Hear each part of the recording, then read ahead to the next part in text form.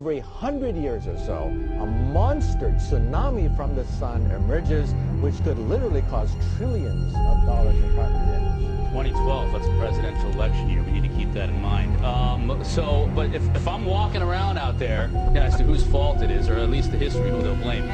So if I'm walking around, if I'm out sunbathing in a Speedo, will I look like Charles after about 5 minutes out there?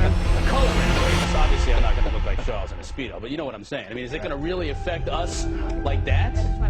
It could paralyze the economy of the planet Earth. But not from a physical perspective. Physical perspective, yeah. 1859, we had a gigantic solar storm which knocked out telegraph wires back then, 150 years ago. If that had happened today, it would knock out almost all our satellites, knock out power stations. There would be food riots around the country because refrigeration would stop. Airplanes would probably crash without radar. It would paralyze the planet Earth.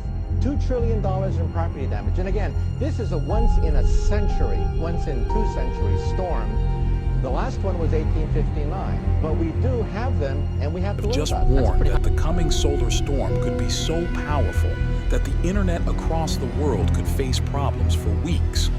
We may have to be a little serious about upcoming solar flares. Unfortunately, this isn't the plot of an underappreciated B-tier Netflix thriller, but an actual possibility according to scientists who have been studying the sun's solar activity.